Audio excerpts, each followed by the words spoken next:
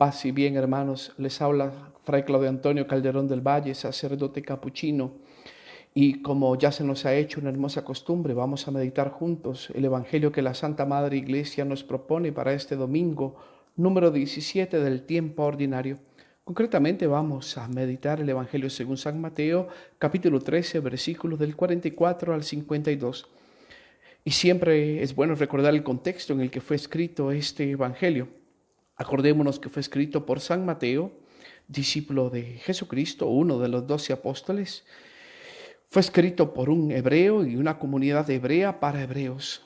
Ahora no fue escrito en Jerusalén, sino se cree que fue escrito en Siria de Antioquía, aproximadamente alrededor del año 80. ¿Qué era lo que había sucedido? Bueno, alrededor de los años 60 después de Cristo, los romanos entraron en Jerusalén para sofocar un alzamiento del pueblo de Jerusalén, que terminaría en el año 70 con la destrucción del templo.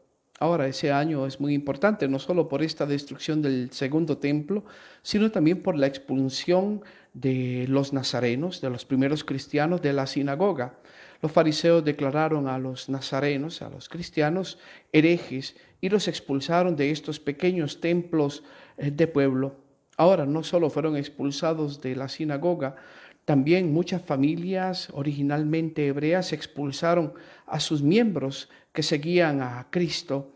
Les quitaron sus posesiones, les quitaron las herencias y empezaron a perseguirlos. Entonces es un evangelio que recuerda mucho los tiempos de crisis, los tiempos de huida, los tiempos de persecución. Y este evangelio pues fue escrito en esos tiempos y tiene como trasfondo esta crisis y esta huida. También tenemos que recordar un poco de la estructura básica de todo el evangelio, que combina por un lado secciones narrativas y va intercalando entre una y otra sección narrativa discursos. De hecho, el texto que nos toca hoy meditar pertenece al segundo discurso, que se llama discurso parabólico, al menos así lo han titulado los expertos. En este discurso Jesús nos regala 7 parábolas: la parábola del sembrador, de la cizaña, del grano de mostaza, de la levadura, del tesoro escondido, de la perla de gran valor y de la red repleta de peces. Bueno, hoy vamos a meditar sobre las últimas 3 parábolas, la del tesoro escondido, la de la perla de gran valor y la de la red repleta de peces. En este discurso parabólico tenemos que recordar también que Jesús antes de él había procurado hacer entrar en razón a sus interlocutores, pero estos no le han hecho caso. Si bien al inicio tuvo un relativo éxito, empezamos a ver cómo Jesús empieza a ser rechazado por el pueblo, por los fariseos, por los sabios y entendidos y hasta por su propia familia. Entonces, de este discurso en adelante, Jesús solo va a usar parábolas y por eso en este discurso nos regala estas 7 parábolas. El 7 es el símbolo de la plenitud y en estas 7 parábolas vemos reflejadas el simbolismo de la plenitud de la sabiduría que Dios a través de Jesús quiere regalar a los hombres. Ahora entramos en la perícopa concreta que nos toca meditar. Recordemos que perícopa, esta palabra técnica, viene de peri, que significa alrededor, y el verbo koptein, que significa cortar o romper alrededor. Una perícopa, entonces, para recordar y familiarizarnos con este lenguaje, es una fracción del Evangelio que la Iglesia ha escogido para un día litúrgico completo. Una parte, un fragmento del Evangelio que la Iglesia nos regala como centro de la meditación en una de las 2 partes de la Eucaristía. Acordémonos que la Eucaristía, por un lado, tiene la liturgia de la palabra y por otro lado, la liturgia eucarística.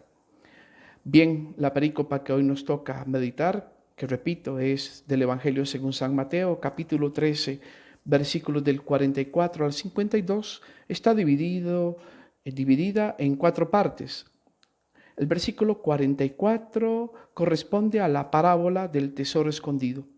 Del versículo 45 al 46 escucharemos la parábola de la perla de gran valor. Y del versículo 47 al 50 escucharemos la parábola de la red de peces. En cambio, del 51 al 52 escucharemos la conclusión del discurso parabólico y al final escucharemos un magistral cierre de San Mateo. Ahora tenemos que recordar también dentro de la narración que nos regala el discurso parabólico dónde está Jesús, porque la ubicación espacial es importante.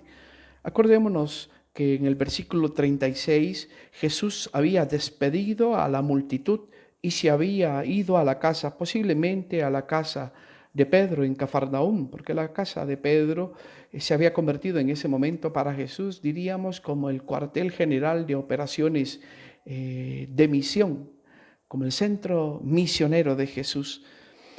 Entonces es ahí donde en ese mismo versículo 36, donde los mismos discípulos se le acercan y buscan que les explique el sentido en ese momento de la parábola del sembrador. Pero también es en casa de Pedro donde Jesús da estas otras tres parábolas que vamos a meditar hoy.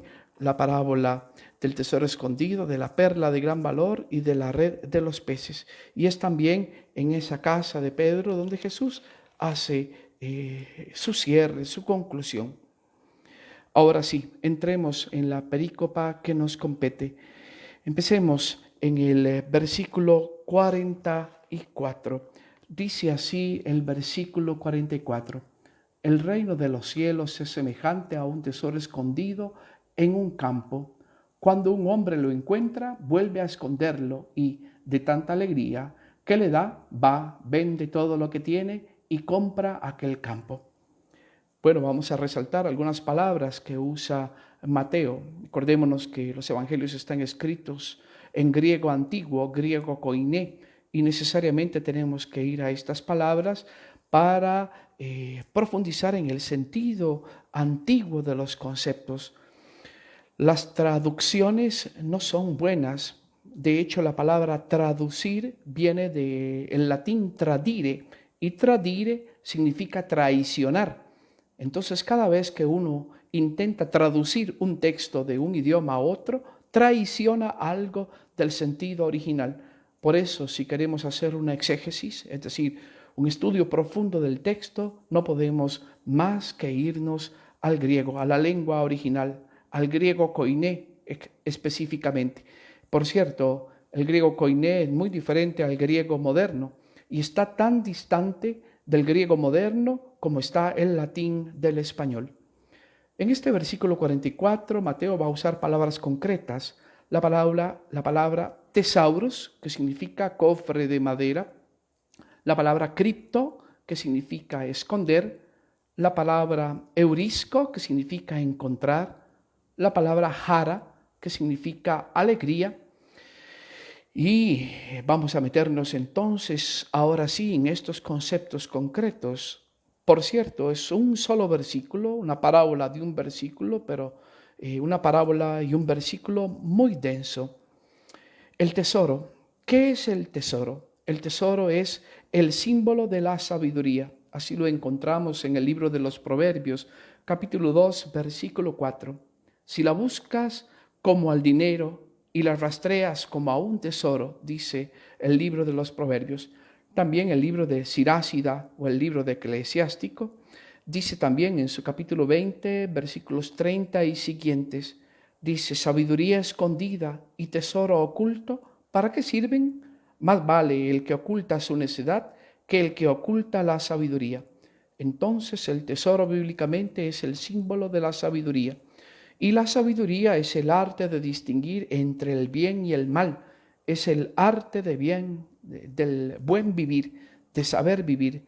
De hecho, en los tiempos antiguos y en la cultura oriental es más preciada la sabiduría que la riqueza o el poder. Un hombre podía tener poder y riqueza, pero si no tenía sabiduría, era considerado en nada.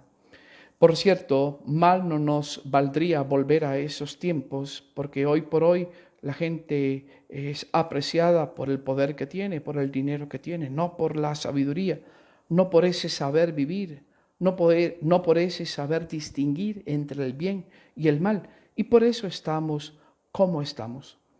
Ahora bien, no estamos hablando de sabiduría humana, sino de sabiduría divina, porque el texto empieza comparando al tesoro con el reino de los cielos. Entonces, estamos hablando de la sabiduría de Dios. La sabiduría de Dios hace palidecer a la sabiduría humana. Y la sabiduría de Dios, pues, es la persona de Jesucristo. Jesucristo es la sabiduría de Dios encarnada. Entonces ya sabemos cuál es el tesoro. Ahora tenemos que ver cosas curiosas. Dice el texto que el tesoro está escondido. Y esto era una costumbre antigua. Israel era un pueblo que estaba rodeado por un montón de pueblos enemigos, que si estudiamos un poco de historia nos damos cuenta que fue invadido constantemente. Entonces era práctica común que cuando un pueblo invadía a otro, en la prisa de salir huyendo, las personas cogían sus objetos de valor y los escondían enterrándolos en un campo, con la esperanza de que después de que pasara toda la crisis y al poder volver a Israel, pues ir al lugar donde había escondido mis cositas y volverlas a encontrar. Por lo tanto, había muchas historias de personas que compraban tierras y por casualidad encontraban tesoros escondidos.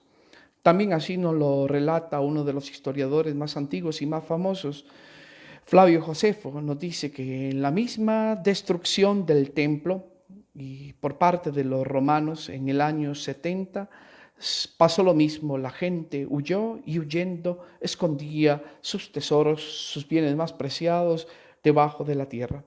Ahora pongamos atención a los detalles de este versículo 44 que nos van a declarar qué es lo que Jesús nos quiere decir. Número 1, vemos que el hombre que descubre el tesoro lo descubre por casualidad. Ahora bien, el texto es curioso porque si lo leemos quedamos con una duda. A ver, ¿quién encuentra a quién? ¿El hombre encuentra al tesoro o el tesoro encuentra al hombre? Parece ser que por el énfasis que pone el versículo en el tesoro, pareciera que es la segunda respuesta. Parece ser el tesoro que encuentra al hombre. Ahora es un encuentro por casualidad. El hombre no andaba buscando nada. Por lo tanto, aquí vemos el símbolo de lo gratis, lo que no se merece, es decir, el tesoro, la sabiduría de Dios. Encontrarnos con el reino de Dios y con la persona de Jesucristo no es un mérito, es una gracia, es decir, es Dios el que toma la iniciativa, el Dios el que nos ofrece su salvación, es Dios el que nos ofrece una propuesta de hombre nuevo, la propuesta de vivir en el ágape, en el amor incondicional. Número 2, el tesoro parece que no se ve del todo porque está escondido en la tierra. Entonces está escondido y se necesita intuición e inteligencia espiritual para entender que detrás de aquellos primeros indicios que se ven sobre la tierra hay más. Y no solo que hay más, sino que el valor de lo que está ahí escondido debe de ser grande. Y por eso esta inteligencia espiritual y esta intuición espiritual nos hace detectar el gran valor de lo que hemos encontrado y hacer desear querer todo el tesoro. Es posible que este sea el negocio más grande de nuestra vida. Y así pasa con el reino de los cielos. Cuando nos encontramos con los primeros indicios de Jesús en nuestra vida, no es que veamos todo, no es que lo sepamos todo, pero esta intuición, esta inteligencia espiritual nos dice, ¿qué es esto? Esto pequeño que estoy viendo, pero tiene tal poder que me dice que hay algo más grande detrás y algo de inmenso valor. Y, por supuesto, algo que nos hace sentir, estoy frente al mayor negocio de mi vida. Entonces tengo que moverme, tengo que actuar.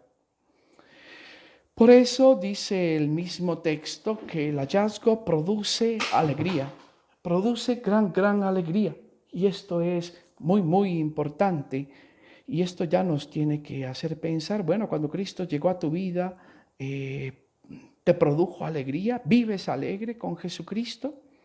¿Hemos hecho del cristianismo una religión de la alegría o una religión de la tristeza? aquí habría mucho que pensar.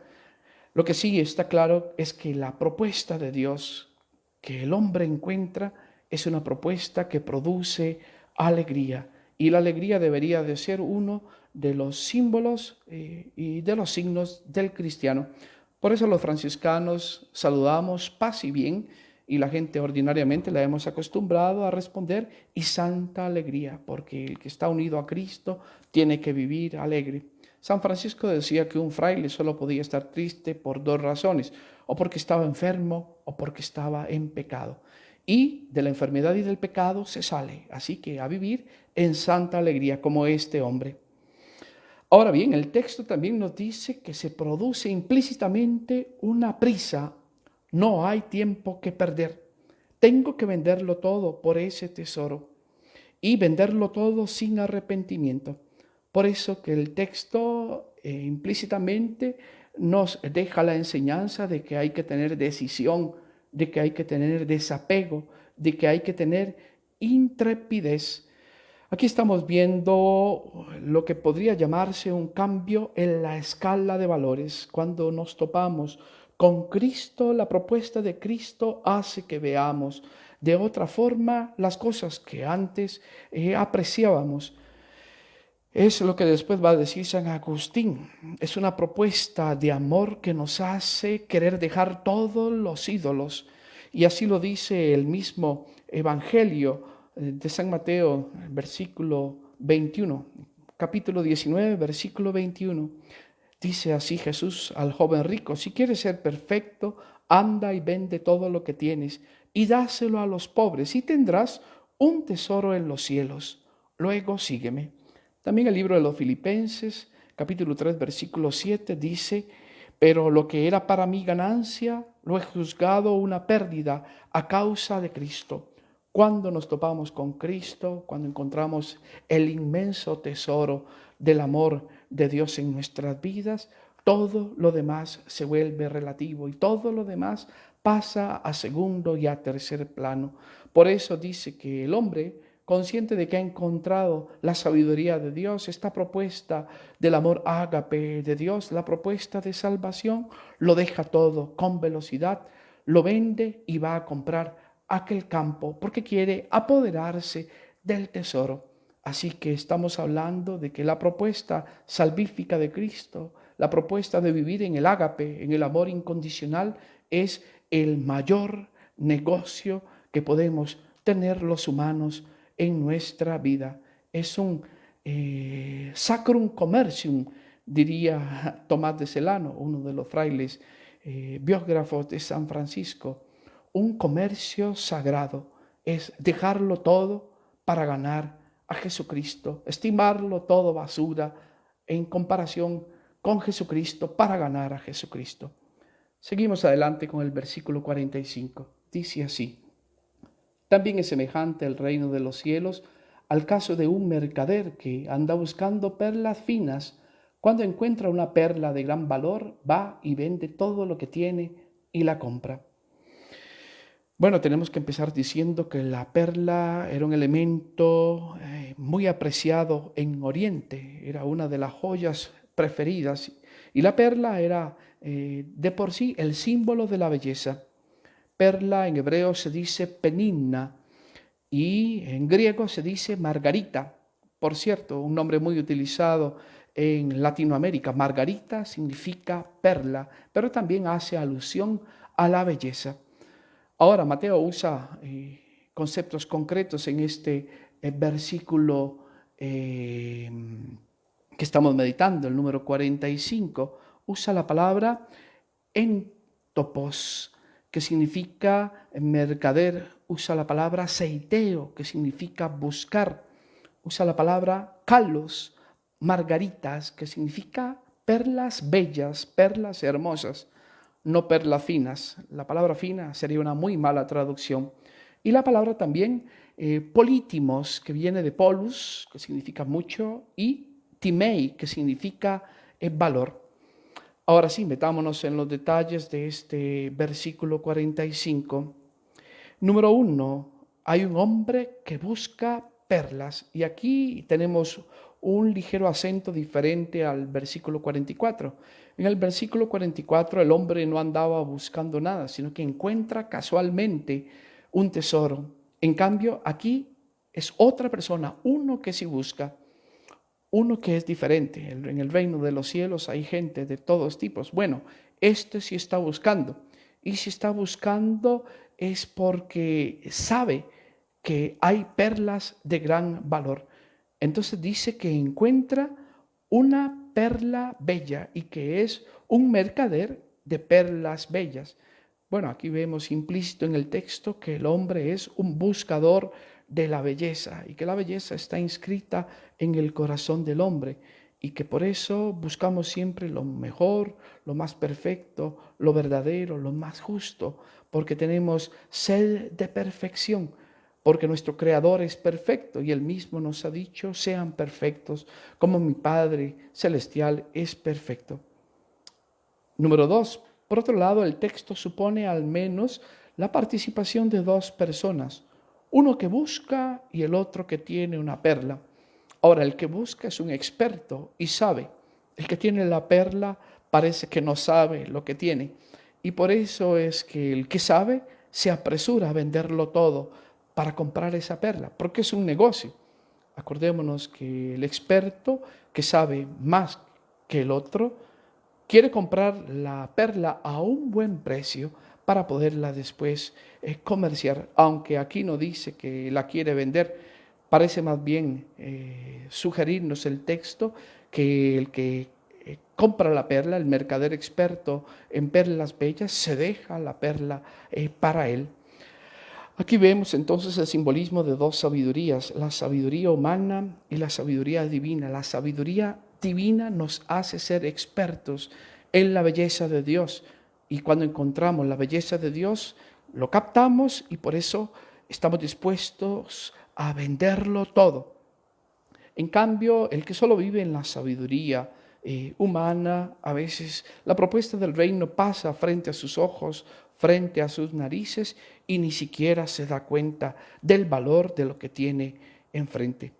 Ahora, al igual que el versículo 44, el texto implícitamente nos habla de que también hay que tener decisión, desapego e intrepidez para venderlo todo, cambiar esta escala de valores. Dice literalmente el texto que el mercader mercadea todo lo que tiene.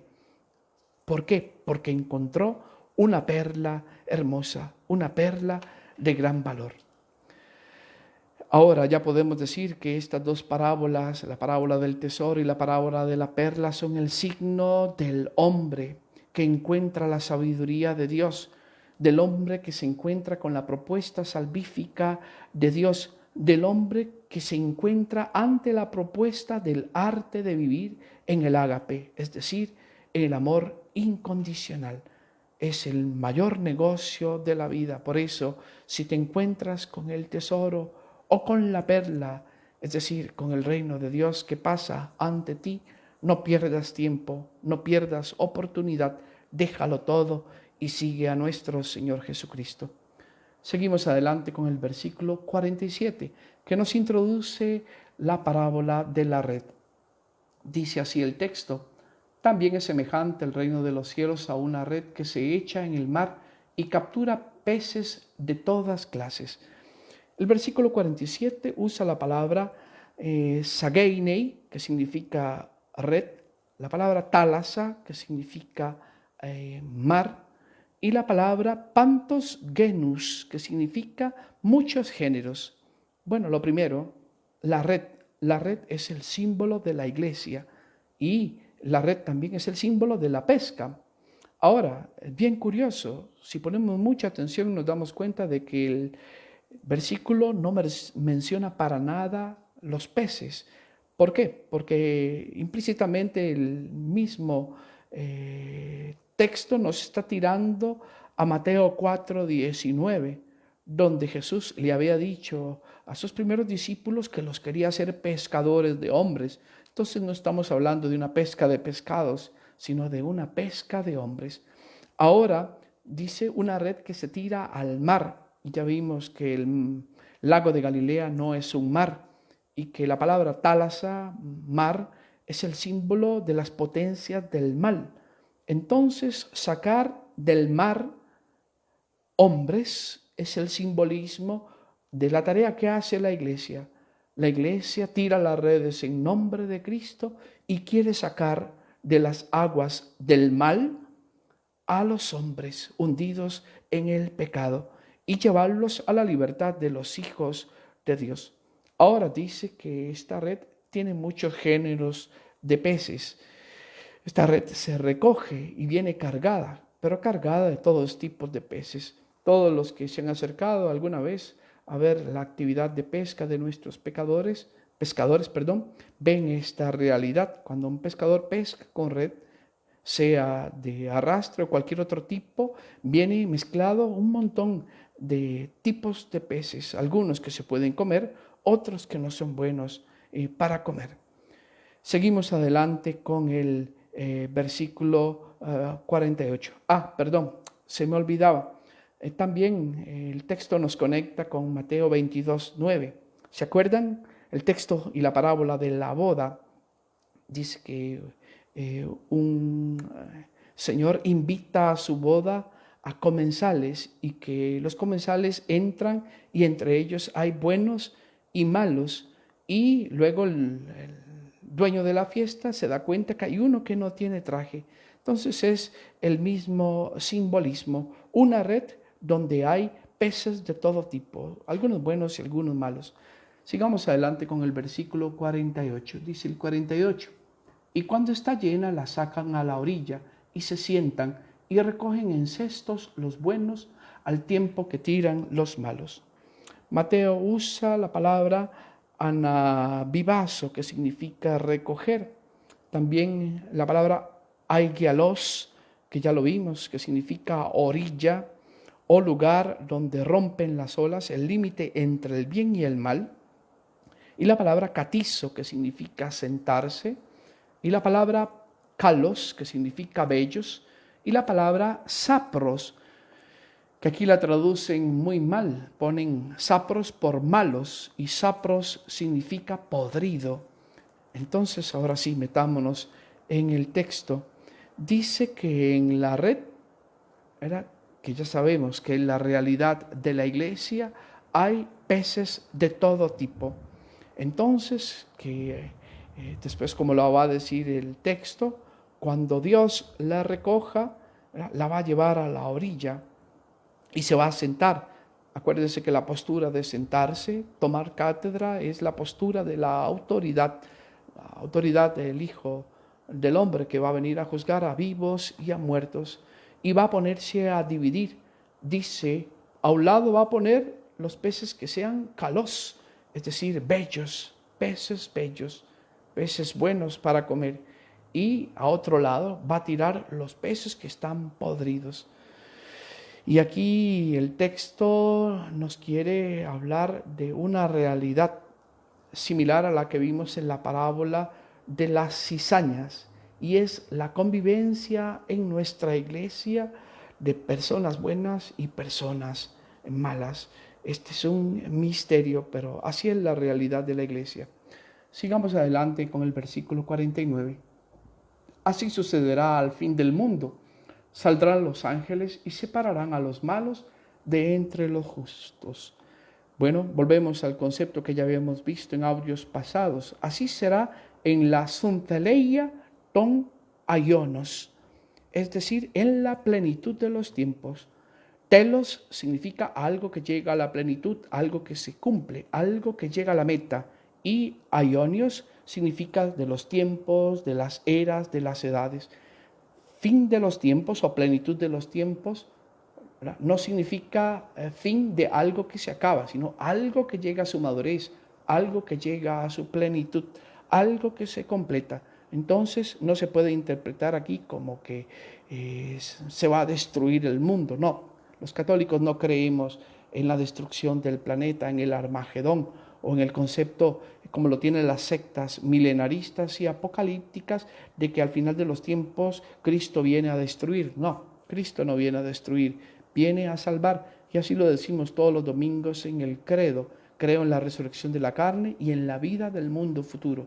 Nunca se ha oído decir en la doctrina eclesial que los católicos creamos en el fin del mundo, entendiéndolo como destrucción del planeta y del universo. No, todo lo contrario. Cuando Cristo, Rey del universo, venga, va a venir a hacerlo todo pleno en sí mismo. Ahora dice que así va a ser entonces en la plenitud de los tiempos, que Jesús va a enviar a los angeloi, a los ángeles, a aforizo. Aforizo significa a dejar fuera del límite. Da la idea como que hay un reinado que tiene fronteras, entonces los que no pertenecen al reino se quedan fuera de la frontera. ¿Y quiénes son los que se van a quedar afuera? Los poneirús, los malvados, los que hacen el mal y van a entrar en el país del amor, en el cielo, en el paraíso, los tícaios, es decir, los justos. Estamos hablando aquí de la justicia inmanente, es decir, estamos hablando del juicio universal. Estos ángeles dice que van a tirar, ¿verdad?, a los poneirus, a los malvados, al caminos piros, al horno de fuego, donde va a haber claio, que significa llanto. Ya estamos hablando del versículo 50. Y también va a haber brujmos ton odonton, es decir, donde va a haber rechinamiento, rozamiento, estridor de dientes. Son símbolos bíblicos que nos hablan de una vida echada a perder. Por cierto, estos versículos son bastante duros porque nos tenemos que dar cuenta que todos los peces están dentro de la red, están dentro de la red de la iglesia. En la iglesia tenemos personas bellas y personas podridas, así que el texto implícitamente nos está avisando, no hay que confiarse. ¿Por qué? Porque la separación de los peces bellos y de los podridos va a ser hasta el final. ¿Qué pasa si empezamos con muchos ímpetus y buenos ánimos nuestro seguimiento de Cristo y nuestro camino cristiano, pero después perdemos la radicalidad inicial?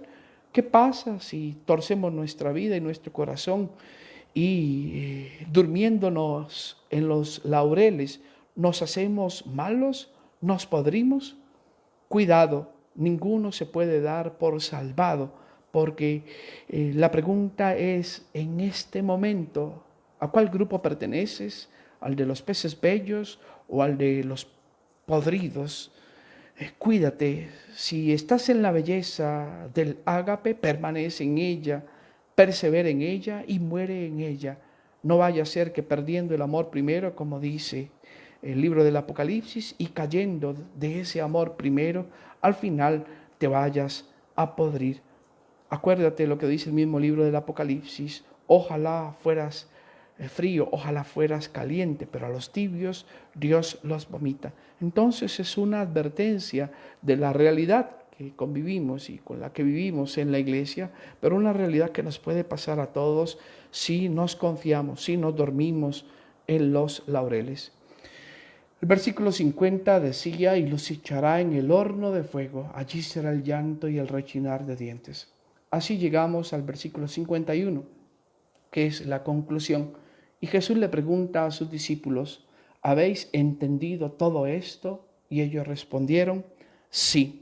La palabra que usa Mateo es sunieimi, que significa poner juntos, porque Jesús había puesto una parábola. Entonces este poner juntos significa: te has comparado con el ejemplo que yo puse. Y los discípulos dijeron nai, que significa sí. Por eso es el símbolo del discípulo que verdaderamente entiende con inteligencia espiritual, y entiende no solo para saber, entiende sobre todo para vivir, porque el cristianismo no es una cristosofía, siempre lo repito, el cristianismo es un estilo de vida, vivir como Jesús, vivir los valores del Evangelio, vivir en el ágape. Y al final tenemos un hermoso cierre de San Mateo, y añadió: así todo escriba que se ha hecho discípulo del reino de los cielos es semejante al dueño de una casa que saca de su arca cosas nuevas y cosas viejas. Aquí posiblemente Mateo se esté poniendo a él mismo como ejemplo, porque el texto habla del concepto grammateus mateiteuteis, que significa aquel escriba que se ha hecho discípulo. Bueno, aquí está implícita la historia de San Mateo. Mateo era un escriba y un publicano, un cobrador de impuestos que se hizo discípulo, que se dejó amaestrar por Cristo y que empezó a seguir a Cristo. Ahora dice que este grammateus mateuteuteis es semejante a un jefe de familia que va sacando de su cofre, de su tesoro, dice, cosas nuevas y cosas antiguas, kainos y palaios. Aquí está el símbolo de la vida de San Mateo. Las cosas antiguas era su antigua pertenencia al judaísmo y las cosas nuevas son su nueva pertenencia al cristianismo. Es decir, en San Mateo vemos lo mejor del Antiguo Testamento y lo mejor y superior del Nuevo Testamento. Un cristiano es el resumen y la síntesis de el Antiguo y el Nuevo Testamento. Por eso somos judeo-cristianos, porque no es que dejamos tirado el Antiguo Testamento, no, todo lo contrario. El Nuevo Testamento es la plenificación, la plenitud del Antiguo Testamento. Entonces nos hemos dado cuenta con estas tres parábolas que nos ha tocado meditar, que las dos primeras parábolas, la parábola del tesoro escondido y de la perla de gran valor, es el simbolismo del discípulo que busca la sabiduría de Dios.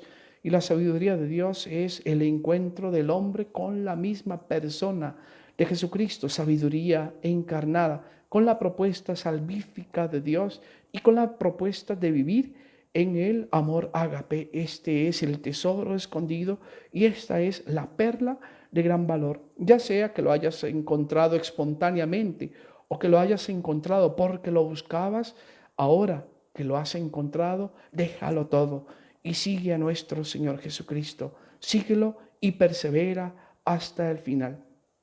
Y la última parábola, la de la red de los peces, es el simbolismo final de que no nos debe asustar que en las redes de la iglesia haya peces de todo tipo, que haya cristianos que sean bellos y que haya cristianos que estén pudriéndose o que vayan a terminar sus días podridos. Es una voz de alerta que nos dice, no te confíes, no te creas salvado, persevera en esa sabiduría de Dios, en esta propuesta de amor ágape. No vaya a ser que al final vayas a ser desechado al horno encendido porque te dejaste podrir, porque perdiste el amor primero, porque caíste de tu motivación inicial.